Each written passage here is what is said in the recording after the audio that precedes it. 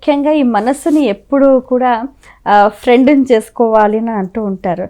ఈ మనస్సును స్నేహితులుగా చేసుకోవటం ఎలా? అది ఎప్పుడు నీకు ఫ్రెండ్ కాదు, అది నీ ఫ్రెండ్ అయినట్టు నటిస్తూ ఉంటుంది, మళ్ళీ బాంబులు వేస్తానే ఉంటుంది. అవును, అదే చెప్తాది పొద్దున లేవని అలారం పెట్టిస్తుంది, అదే దీని అబ్బాని అదే ఆఫ్ చేపిస్తుంది, మళ్ళీ 8 గంటలు వేసాక నేను మళ్ళీ తిట్టిస్తూ ఉంటుంది నిన్ను. దాంతో ఫ్రెండ్షిప్ చేసేట్లే ఉండాలా.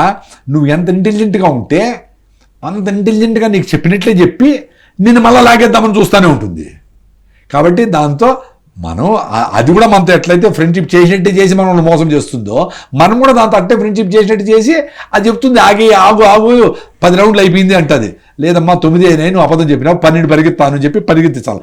అప్పుడు ఇంటెలిజెంట్గా ఉంటుంది. అంటే ఈ రకమైన స్పృహ అందరికీ ఉండాలంటే కష్టం. చాలా ఈజీ కదమ్మా. ఇప్పుడు లాక్ చేస్తావు, నువ్వు లాక్ చేసినావు అని గుర్తుపెట్టుకొని చేస్తావు, ఓ అనుకుంటావు, అయిపోయింది. సో అది మళ్ళీ నేను మోసం చేయలేదు కదా. నువ్వు బస్సులో కూర్చున్నాక, కార్లో కూర్చున్నాక లాక్ చేసినా లేదా, గ్యాస్ ఆఫ్ చేసినా లేదా, పాత్రలు పెట్టినా లేదా, కుక్కర్లు కట్టేసినా లేదా, ఇన్ని రావు కదా. ప్రజెన్స్లో ఉంటే అది ఎక్కువ మోసం చేయలేదు కదా నిన్ను. సో ప్రజెన్స్లో లేకుండా పెడతాను కూడా అదే కదా.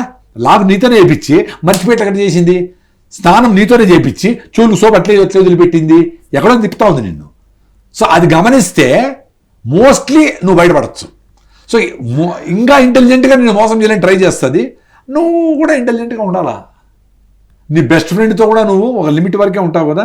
నీ మనసుతో ఇంకా ఇంటెలిజెంట్గా ఉండాలి. నీ బెస్ట్ ఫ్రెండ్ కంటే ఎక్కువ ఇంటెలిజెంట్గా దాంతో అడిక్ట్ కావాలా. వాట్ ఎవర్ ఇట్ మేబీ, ఒక మంచి దృఢమైన ఆరోగ్యానికి అసలు వ్యక్తికి ఉండాల్సిన లక్షణాలు ఏంటంటారు?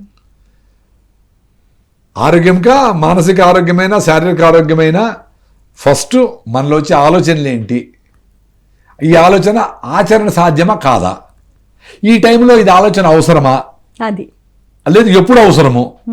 మీ అబ్బాయికి ఐఐటి రావాలంటే 10th తర్వాత చూడొచ్చు. పుట్టబుడిచిన ఐఐటి కోచింగ్ పెడితే వాడికి 1 మార్క్ తక్కువ వచ్చిందని టీచర్లు పిలిచి ఉతుకుతూ ఉంటారు పేరెంట్స్ని, మీ సెక్షన్ మార్చేస్తామని. ఇంట్లో అందరికీ టెన్షన్. సో ఎప్పుడు ఏ థాట్ ఎప్పుడు రావాలనో అప్పుడు వస్తే అప్పుడు మీరు ఆనందంగా ఆరోగ్యంగా ఉండేట్లు లెక్క. అనవసరమైన ఆలోచనలన్నీ అవసరం లేనప్పుడు వచ్చేదే పెద్ద ట్రాప్. ఓకే.